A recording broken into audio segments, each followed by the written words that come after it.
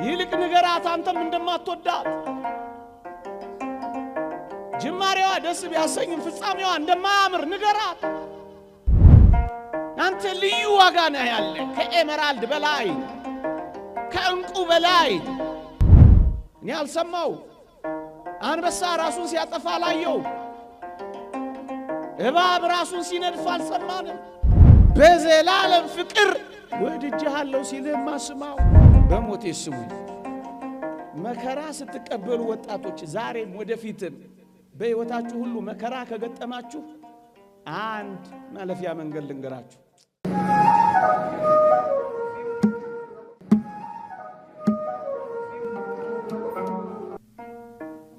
ርዕስ አርጌ ሰጠዋችሁ ተቤዥቼሃለሁና አትፍራ በስምህም ጠርቼሃለሁ አንተ የኔ ነህ የሚል ነው። ትንቢተ ኢሳይያስ ምዕራፍ 43 ቁጥር 1።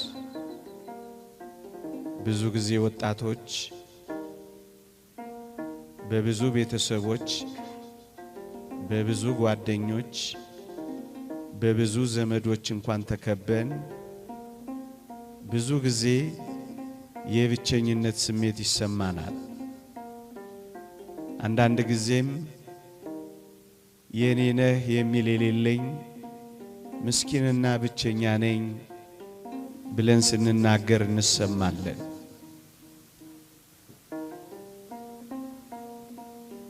ወላጆቼ፣ ዘመዶቼ፣ ቤተሰቦቼ የኔን ዓለም አያውቁትም። የኔን ዓለም ስለማያውቁት ብቸኛ እንደሆንኩ ይሰማኛል። አካባቢ ያሉ ታላላቆቼ ሁሉ የኔን ዓለም ይጸየፉታል። እኔ የምኖረውን ስለማይረዱኝ ብቸኛ እንደሆንኩ ይሰማኛል። ዓለሜን አያውቁትም ብለን ብዙ ጊዜ ወጣቶች የኔ ነህ የሚል እንዳጣን ስለሚሰማን በድብታና በመቆዘም እንኖራለን። ይህን የእግዚአብሔርን ቃል ላሰማችሁ ፈልጌ ነው። በስምህ ጠርቼሃለሁ አንተ የኔ ነህ የሚል አምላክ አለን። ወጣቶች ልክ ነው። ምናልባት ወላጆቻችን፣ ምናልባት ቤተሰቦቻችን፣ ምናልባት ዘመዶቻችን ወደ እኔና ወደ እናንተ ዓለም አልገቡ ይሆናል። የኔና የእናንተን ዓለም አያውቁትም ይሆናል። ከኔና ከእናንተ ዓለም ርቀው ሊሆን ይችላል። ግን አንድ እውነት ልንገራችሁ፣ የተወደደ መድኃኒታችን ኢየሱስ ክርስቶስ ዓለማችሁን ያውቀዋል። ወደ እኔና ወደ እናንተ ዓለም ወርዷል። ከኔና ከእናንተ ዓለም ጋር ተዋውቋል። ወደዚህ ወደ ተዋረደው ስጋችን እንኳን ሳይቀር ገብቷል። የኔና የእናንተን ሰውነት እንኳን ወስዷል። ዓለማችንን አምላክ አለን። በረታችንን እንኳን ሳይቀር ቀምሶታል። ከኔና ከናንተ መካከል በሽታና በክርፋት ውስጥ የተወለደ ማን አለ? የኔና የናንተን የመጨረሻው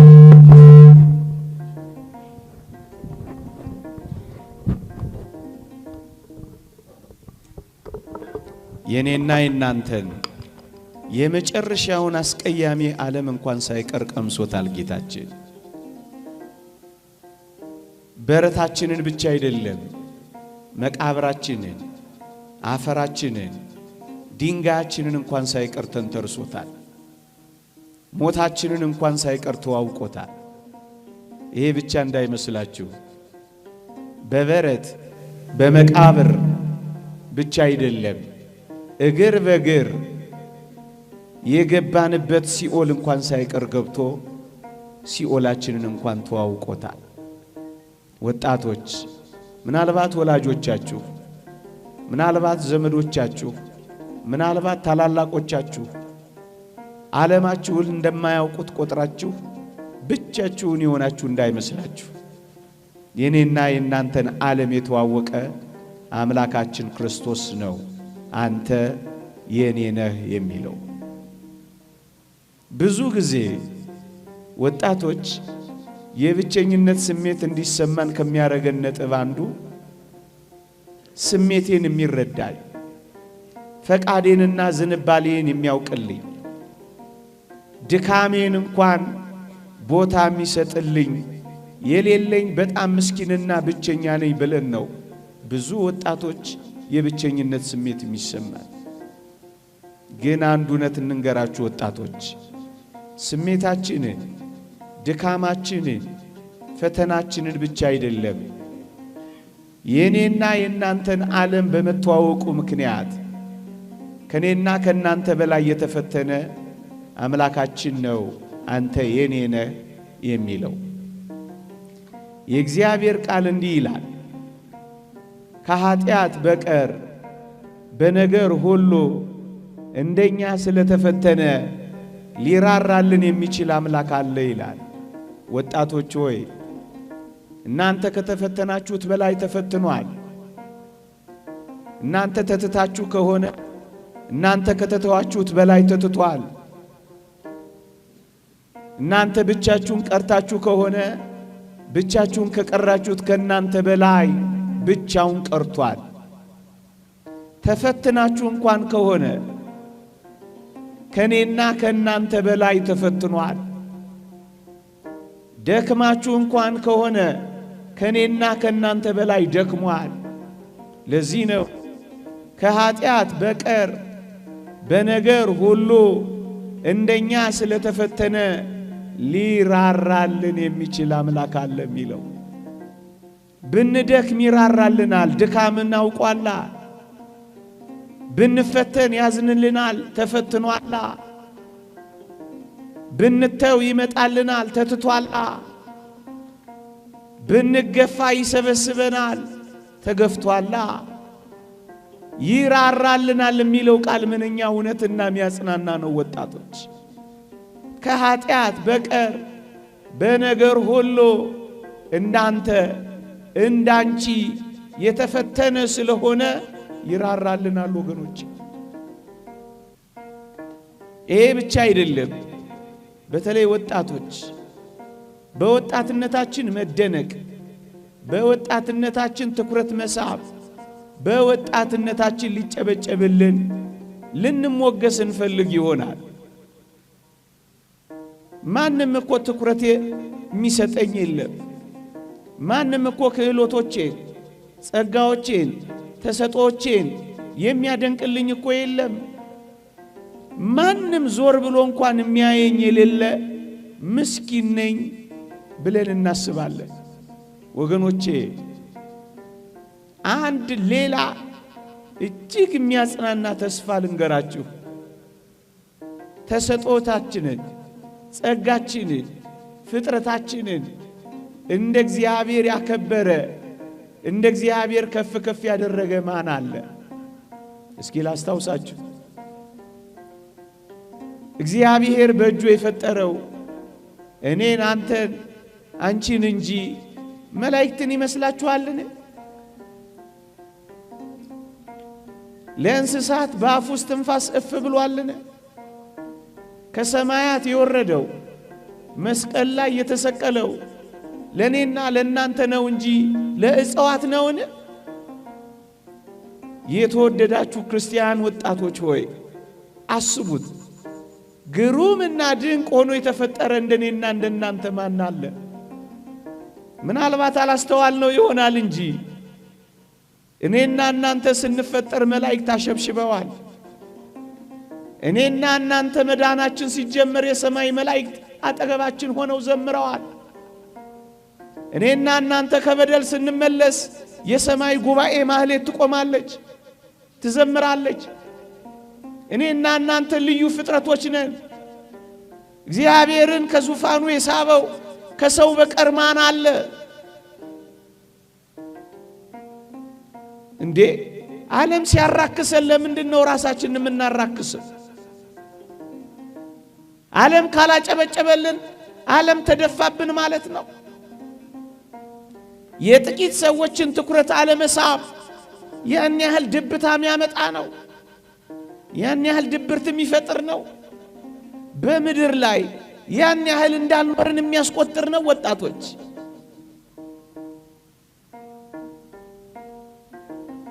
ለዚህ ነው እኮ ዘማሪው ዳዊት ግሩምና ድንቅ ሆኜ ተፈጥሬያለሁና አመሰግንሃለሁ የሚለው።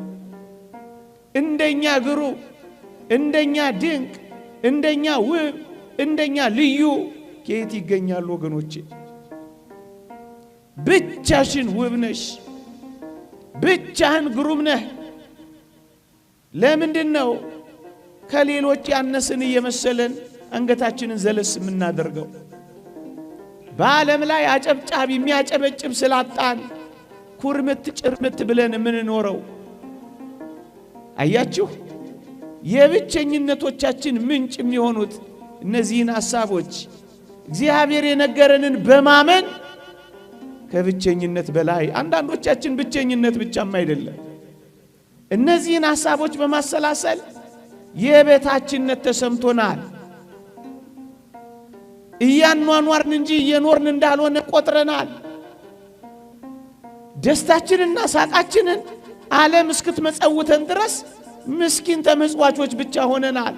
ሳቃችን ጠፍቷል። ምክንያቱም ብቸኛ እንደሆነ፣ ተደናቂ እንዳልሆነ፣ ተፈላጊ እንዳልሆነ፣ ተንከባካቢ እንዳጣን ብቻችንን እንደሆንን ይሰማናል። እንደውም ወጣቶች ሆይ መፈቀርን መፈለግን እንደምትፈልጉ ይታወቃል። ብዙዎች እነዚህን ትምህርቶች ማስተማር ግድ ስለሆነብን ነው።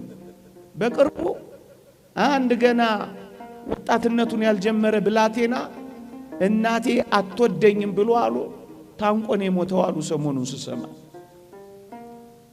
ወላጆቻችሁ ያላፈቀሯችሁ እንዲወዷችሁ የምትፈልጉ ሰዎች ገሸሽ ያሏችሁ ያመናችኋቸው እጮኞች የከዷችሁ እንኳን ብትሆኑ አንድ ዘላለማዊ ድምጽ ግን ወጣቶች እንድትሰሙ እንፈልጋለን። እግዚአብሔር እንዲህ ይላችኋል፣ በዘላለም ፍቅር ወድጄሻለሁ ይላል። እንደ እግዚአብሔር ሰውን የወደደ ማን አለ? ይህ ድምጽ ከፍ ብሎ ካልተሰማ እውነት ነው ጥቂት ሰዎች ሲያኮርፉ ትሰበራለህ። በአንድ እጅ ጣት የማይቆጠሩ ሰዎች ፍቅር ሲነግፉ እንክትክትህ ይወጣል። ይህንን ድምጽ ግን ስማው፣ በዘላለም ፍቅር ወድጄሻለሁ ይላል። ምናልባት እኛ ያጣና በዚህ ዓለም ላይ ያሉ የጥቂት ሰዎች ፍቅር ነው።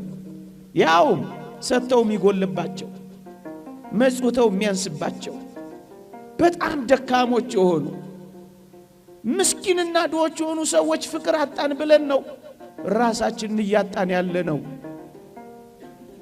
እውነት በዘላለም ፍቅር ወድጄሃለሁ የሚለው ባለጸጋው እግዚአብሔር ነው። ወገኖቼ ወጣቶች ሆይ መለወጥ አይደለም መለዋወጥ ባለበት በዚህ ዓለም ፍቅር ማጣት ለምን ራሳችሁን ታጣላችሁ?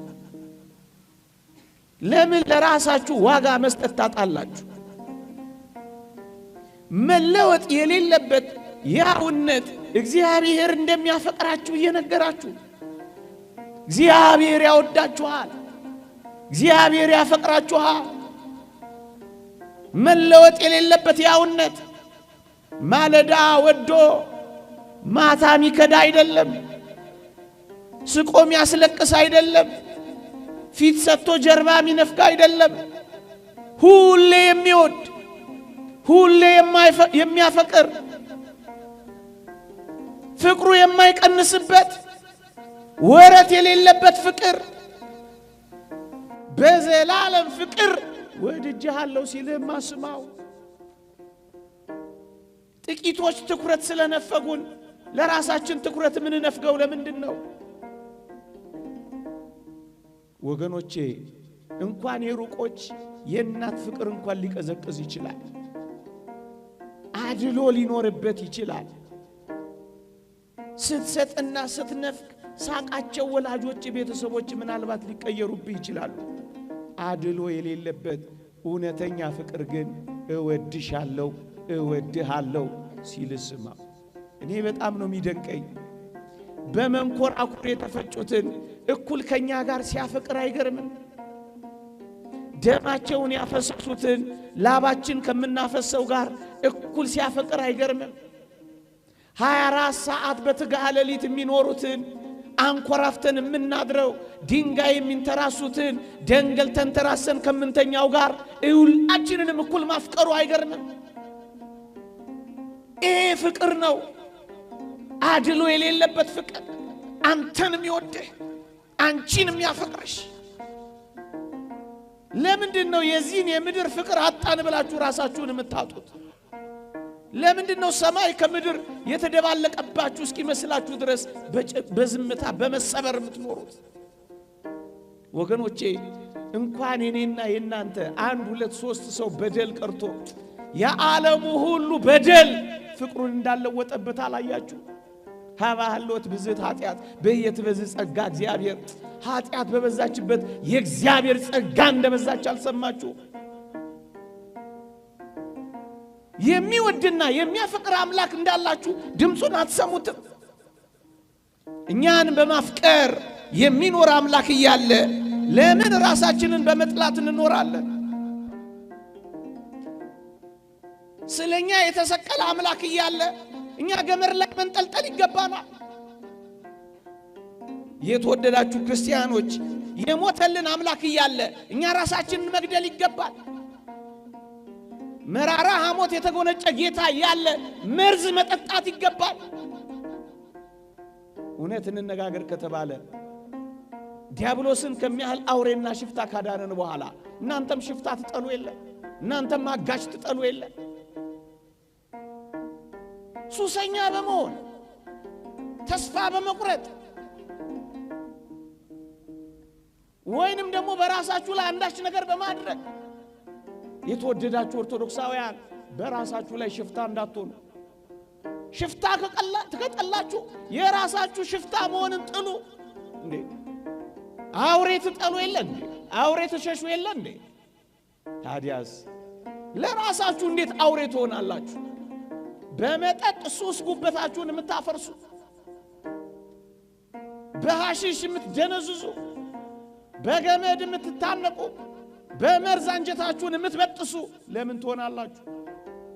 ሰው በራሱ ላይ አውሬ ይሆናል። እኔ አልሰማው አንበሳ ራሱን ሲያጠፋ አላየው። እባብ ራሱን ሲነድፍ አልሰማንም። ራሱን የሚነድፍ አውሬ ሰው እንዴት ይሆናል? ፍቅር ሳያጣ እንክብካቤ ሳያጣ እንደ እግዚአብሔር ሰውን ያከበረ የለም። እንደ ሰውም ዛሬ እግዚአብሔርን የናቀ የለም። እውነት እንነጋገር ከተባለ በዘላለም ፍቅር የሚወድ አምላክ እያለ ሰው እንዴት ራሱን ይጠላል? ሰው እንዴት ራሱን ዋጋ ያሳጣል? ዓለም ዋጋ ካሳጣችሁ እውነት ነው ብለን እንዳታስቡ። የዓለም መመዘኛ ሌላ ነው። እነዚህን ሁሉ ነገሮች የበታችነት፣ የብቸኝነት፣ አፍቃሪ ማጣት፣ ተንከባካቢና ትኩረት የመነፈግም ነገር እየተሰማን ወጣቶች ሆይ ብዙዎቻችን ዋጋ ቢስ ነን ወደ ማለት እየተንደረደርን ነው። እኔማ ዋጋ ቢስ ነኝ፣ ምን ዋጋ አለኝ? ብዙዎቻችን እንዲህ አይነት ድምፅ ማሰማት ጀምረናል። የምር እንነጋገር ከተባለ ዋጋችንንማ እንወቀው። ዋጋ ተለጥፎበት ዋጋውን የማያውቅ እንደ ሰው ማን አለ? እንደ ቡቲክ ዋጋ ተለጥፎብሃል አንተ። እንዴ ተነቅሰዋል እኮ ዋጋህን። አንገትሽ ላይ አንጠልጥለሽዋል እኮ ዋጋሽን። ልብስሽ ላይ ተጠልፈሽዋል እኮ ዋጋሽን። የኔና የናንተ ዋጋ አንድ አስደናቂ ዋጋ አለ። እሱስ ቀራንዮ ነው። የአምላካችን ደም ነው። እንዴ ዋጋ ቢስ ነኝ ማለት አሳፍርም አያሳዝንም? ለራሳችሁ አይደላችሁም፣ በዋጋ ተገዝታችኋል የሚለውን ድምፅ አልሰማችሁም? የደም ዋጋ ወጥቶብሃል። ዋጋ ቢስ ነኝማ አትበል። ዋጋህን ወቅ።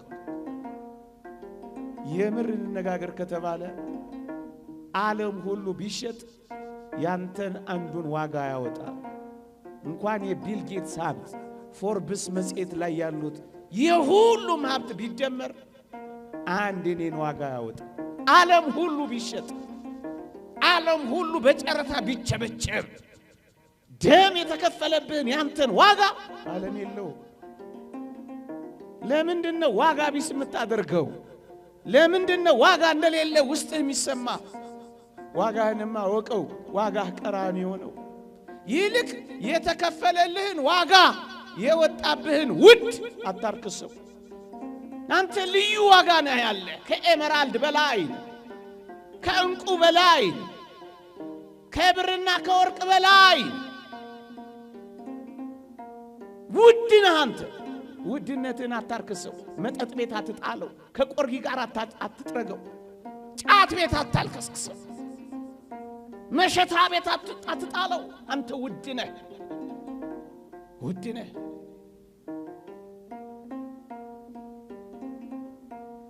ቅዱስ ጳውሎስ እንዲህ ይላል፣ የሙሴን ሕግ የናቀ ሰው 2 ወይም 3 ሰው ቢመሰክርበት ያለ ርኅራኄ ይሞታል ይላል። የኪዳኑን ደም ያከፋፋ እንደ ርኩስ ነገር የቆጠረ እንዴት የሚብስ ቅጣት የሚገባው ይመስላችኋል ይላል። ይሄንን ደም ማክፋፋት፣ ዋጋችሁን ማሳነስ እንዴት ያሳፍራል! ብቸኛው የበታች ሆንኩ፣ ዋጋ ቢስ ሆንኩ ብላችሁ እንዴት አድርጋችሁ ነው በዓለም ፊት ርካሽ እንደሆናችሁ የምታስቡት? ዋጋችን በጣም ይሄንን ለቃላት ለመሸንገል እናንተን ለማታለል ምለው እንዳልሆነ እግዚአብሔር ያውቃል። ከምናገረው በላይ ነው ይሄ እውነት። ቃላት የሚገልጸው አይደለም ይሄን እውነት። እንዴ አንድ ሳብጀክት ኤፍ አመጣህ ማለት ዘመን ሁሉ መጨለም አለበት? ማትሪክ አላመጣሽም ማለት ሰማይ ምድር ይደባለቃል ማለት ነው? ስራ ማጣት ማለት ራስን ማጣት ነው? በጮኛ መከዳት ማለት ሁሉ ነገር መተረማመስ ነው? አይደለም በፍጹም። ያንተን ጥቂቷን ያክል እንኳን አሁን የጠቀስኩት አያወጣም። ምናልባት ማለዳውን ሊደብርህ ይችላል እንጂ ዘመንህን ሁሉ ያጨራምታል። አንተ ውድ ነህ በጣም፣ አንተ ልዩ ነህ በጣም። ይሄንን አለማወቃችን ነው ብዙ እየጎዳን ያለው ኦርቶዶክሳውያን። አንዳንዶቻችን ዓለም ሁሉ እንደጠላን ሁሉ ይሰማናል። ወይንም ደግሞ አሁን ያልኳችሁን ፍቅር ስለነፈገን ዓለሙ ሁሉ ለኛ ዋጋ እንዳልሰጠን ይገባንና በቃ ዓለም ሁሉ እኮ ትተናል እኮ። የትኛው ዓለምን የተወ? እስኪ እንነጋገር። በቁጥር እንነጋገር ከፈለግ፣ በካልኩሌተር እንነጋገር ከፈለግ። የትኛው ዓለምን የተወ?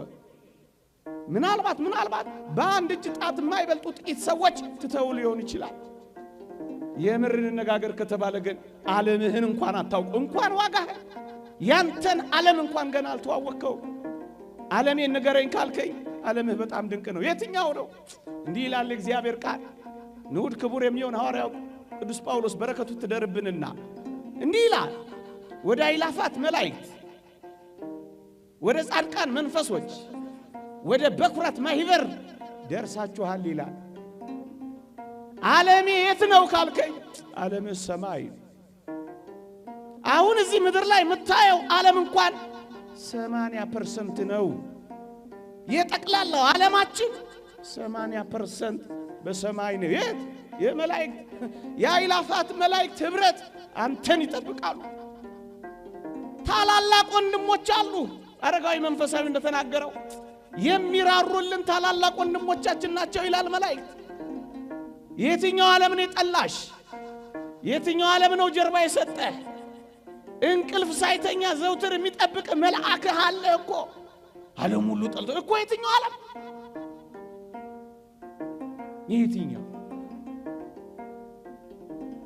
የትኛው ዓለም ነው የጠላ? በገነት ያሉ ነፍሳት በብሔረ ሕያዋን በብሔረ ብፁዓን ከገጸ መሬት ተለይተው የሚኖሩ ግሁሳ የኔና የናንተ ዓለም ልዩና ብዙ ነው ወገኖች። ቁጥር የማይቆጥራቸው ናቸው። እኛ የከፋን እዚህ ዓለም ላይ ባሉ ጥቂት ሰዎች እኮ ነው የከፋን። ዓለም ሁሉ የጠላን የመሰለ ቅዱስ አትናቴዎስን ምን አሉት መሰላችሁ? አትናቴዎስ ሆይ ዓለም እኮ አይወድህም አሉት አሉ። ብቻውን የነበረ በረከቱ ትደርብንና አትናቴዎስ ንገሯት ለዓለም እኔም አልወዳትም አላሉ። ይልቅ ንገራት አንተም እንደማትወዳት፣ ጅማሬዋ ደስ ቢያሰኝም ፍጻሜዋ እንደማያምር ንገራት። ወቅታ እንደምትጥል ለሕይወት እንደማትፈልግ ንገራት። ውበት የሌላት ምስኪንና ጎስቋላ መሆኗን ንገራት። ማሌ ሶሎም ላይ እንዳለችው እንደዛች ሙሽሪት ፀሐይ መልኬን አክስሎታልና አትዩኝ እንደምትለው አላይሽም አታምሪም አትላት።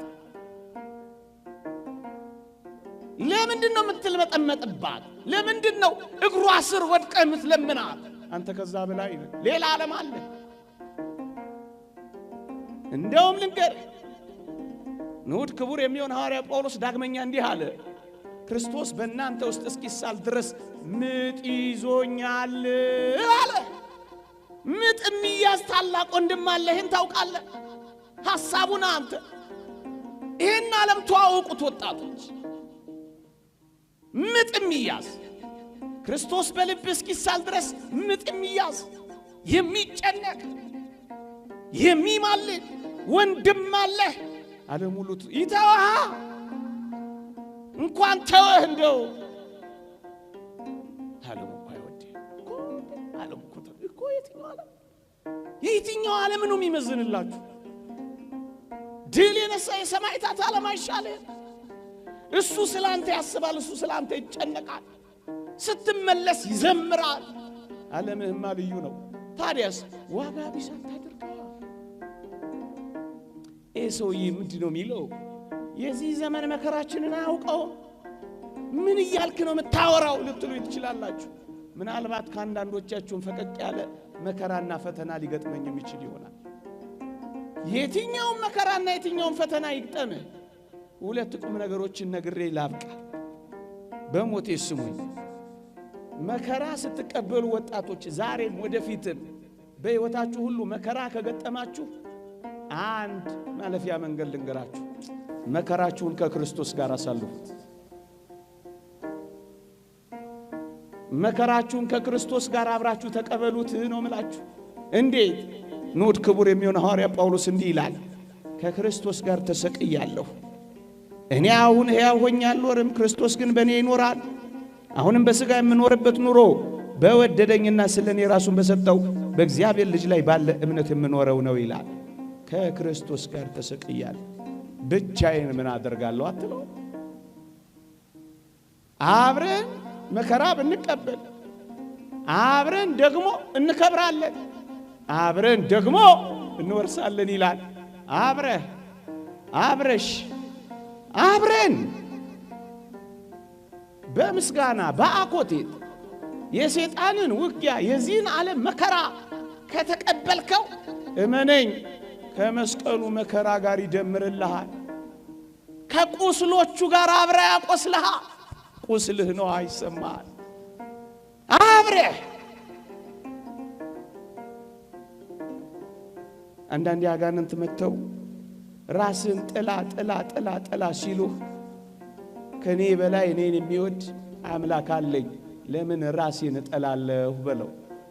አንዳንዴ አጋንንት በጆሮ እየመጡ ሙት ቢሉ እንኳን ከክርስቶስ ጋር ሕያው ሆናለሁ በለው። አንዳንዴ ጨካኞች ናቸው፣ ይመጡና ተሰቀል ሊሉ ይችላሉ። ብቻዬን ተሰቅዬ ምን አደርጋለሁ አትላቸው። ራስን አጥፋ ሲሉ ለምን እኔ ከክርስቶስ ጋር እኖራለሁ ብለ አፋቸውን አታዘጋቸው። የትኛው መከራ ውስጥ እንኖር ከክርስቶስ ጋር እናሳልፈው። ይሄ ማለፊያችን ነው። ይሄ የክብር በራችን ነው። ወጣቶች ፈተናችንንስ አልተረዳኸው? ኧረ በደንብ ነው የምንረዳው። ኧረ በደንብ ነው ማውቀው። ለዛም ነው እኮ የምንጮኸው ፈተናችንን ስለምንተዋወቅ። ግን ወጣቶች ሆይ ክርስቲያን ሆናችሁ እንደ እግዚአብሔር ፈቃድ ኖራችሁ በጽኑ ፈተና ውስጥ ካላችሁ ማክሲመስ የተባለ ሊቅ ለምን ፈተና እንደመጣባችሁ ይነግራችኋል። እንዲህ ይላል። ምን ይላል? ፈተና በአንዳንዶች ዘንድ ከቀደመ ኃጢአታቸው ሊያነጻቸው ይመጣል ይላል። ክርስቲያን ሆነሽ የምር ፈተና ከተቀበልሽ ኃጢአትሽን ሊያነጻልሽ መጣልሽ። እሰይ በይዋ። ለአንዳንዶችስ ክርስቲያን ሆነ እንደ እግዚአብሔር ፈቃድ እየኖረ ዘውትር በፈተና ከተጎነተልን ምን ይላል መሰላችሁ ማክሲመስ?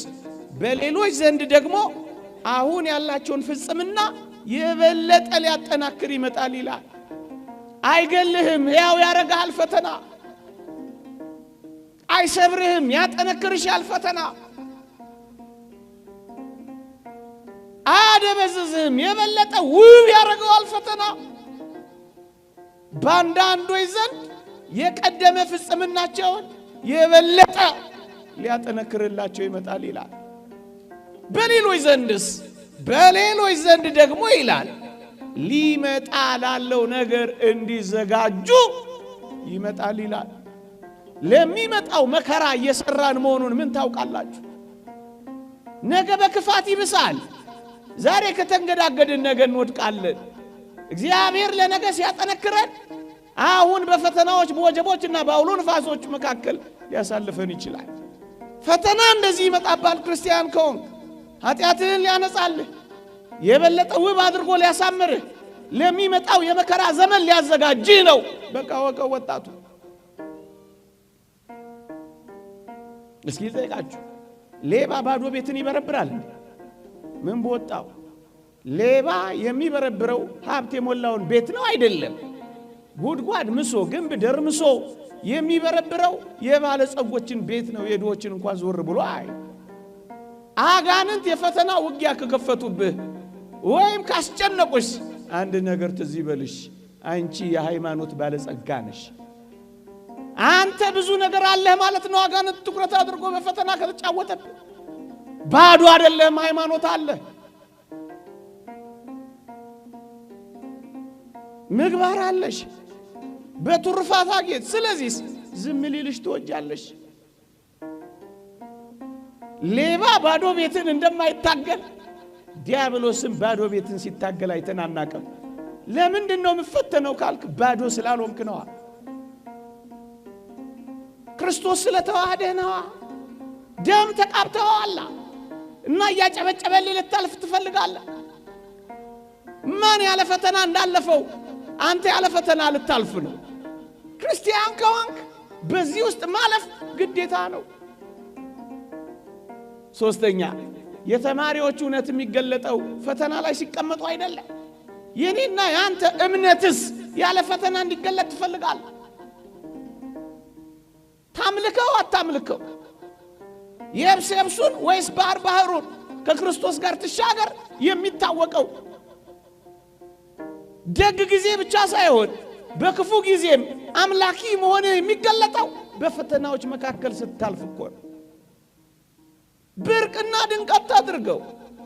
ይልቅስ በእነዚህ ፈተናዎች በእነዚህ መከራዎች መካከል መሰበር፣ ተስፋ መቁረጥ ሳይሆን የእውነት ወደ እግዚአብሔር እየቀረብን እንደሆነ እንረዳ።